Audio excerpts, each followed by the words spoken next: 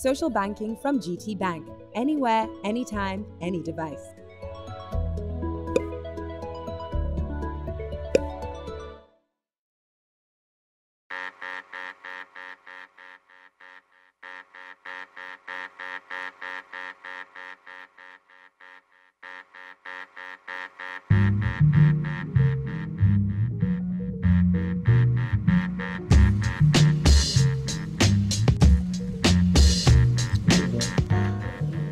My name is Oluseun Onigbinde. I'm the team lead and co-founder of Budgit. This is my digits.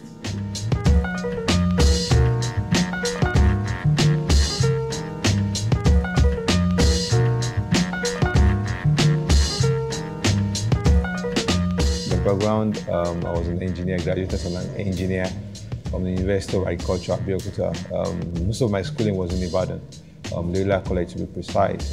After I left there, I went to university, I came out. Worked in the bank for 4 years. After working in the bank for 4 years, I decided to leave the banking industry and begin this startup called Budgit. Okay, so why Budgit is, before I left the bank, I was working with the public sector team.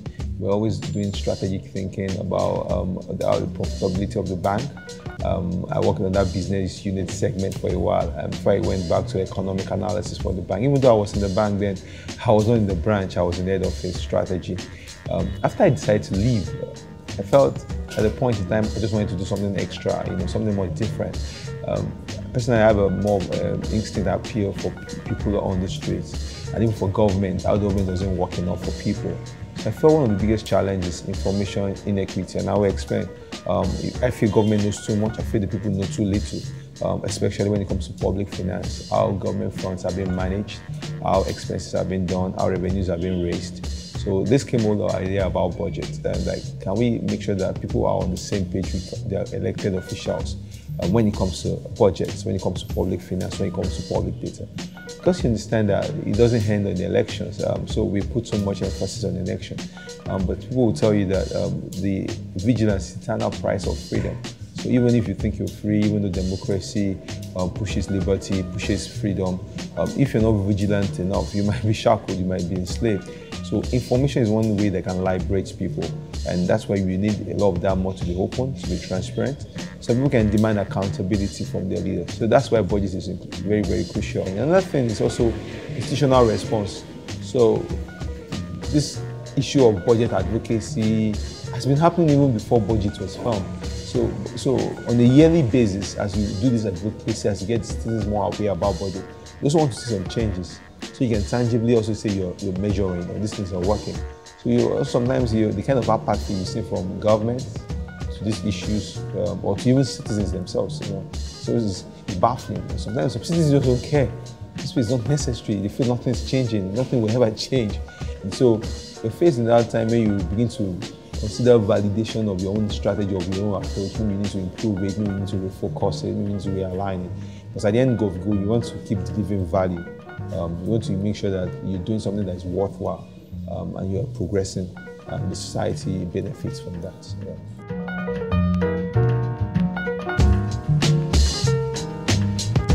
The need in meets, it's across all the spectrum, so it's across all the literacy span. So for us, we work with development partners who are also trying to validate the progress this democracy is making in terms of transparency and accountability.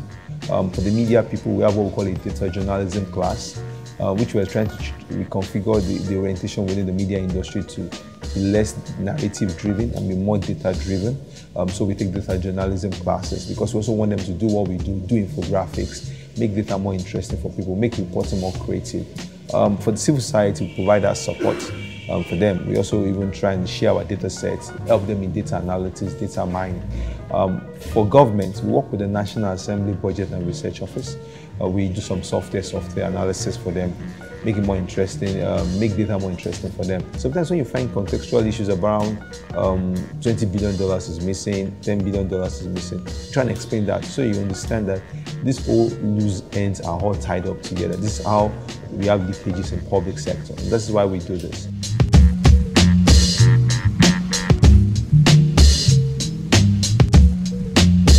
About this is for us to say we want to bring down corruption or you want to make government work effective for the people, the first guide has to be transparency.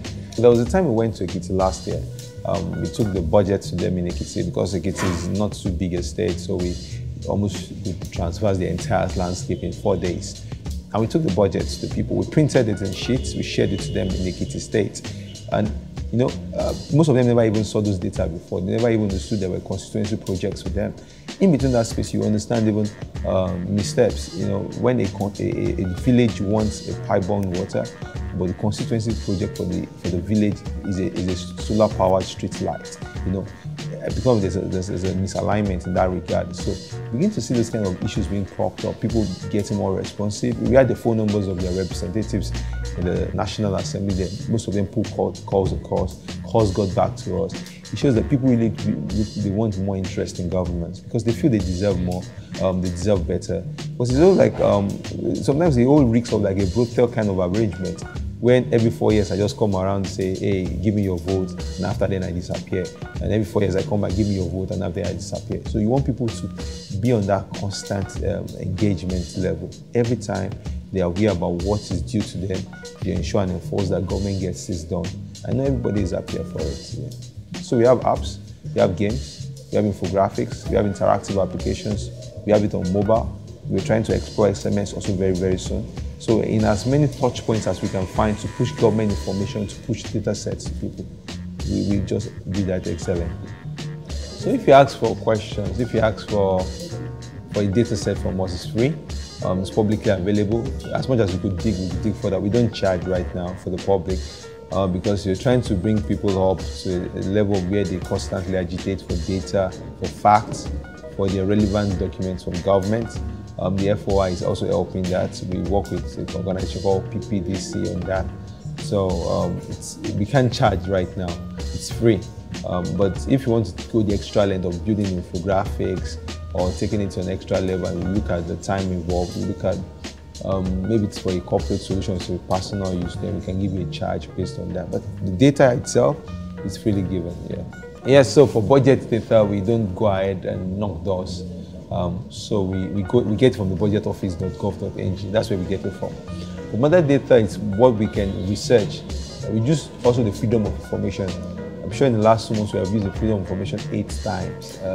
Some we've gotten favorable response, some not. So the freedom of information also helps, you know, to liberate data. But you want something like proactive disclosure. I don't need to always keep asking and asking and asking. The overhead of that is high, you know. But if this data is proactively disclosed, you know, we can raise that benchmark. I think if you liberate more data sets, it helps my problem. And that's the biggest challenge of the problem right now. For things about financing, funding, it's mostly needed. We still need more funding, more financing, but it's not the challenge. We want to ensure even that we keep delivering value on a consistent basis. Because I personally believe money is just a medium of exchange of value.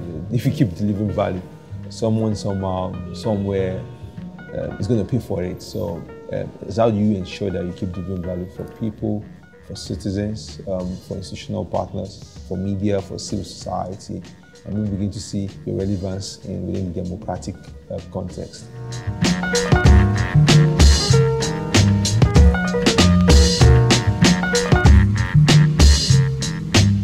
Oh, so see Budgit as something that does that intersection of citizen engagement and institutional improvement.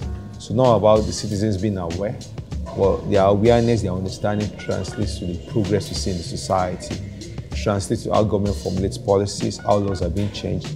It translates into the actions of political leaders. So that's where I see it. I see that connect. So I see that intersection. That's what we see. And not only in Nigeria, but in the sub-region or in the continent of Africa. So we have plans to expand very soon to some countries in West Africa, Sierra Leone and Liberia especially. So we also think we could also make this budget simpler for them. So from awareness by the citizens, how the government gets the hits and it feels that they need to improve, they need to make some certain changes. With all the end goal of efficiency, of service delivery, of accountability, you know, and of improvement of the society. And that's all we want to tie this to. Hi guys, if you just enjoyed watching that video and you want to stay up to date with the latest in entertainment, lifestyle, and more from inside Africa, why don't you hit the subscribe button right now? And if you want to keep on watching videos, then just simply hit the more videos button.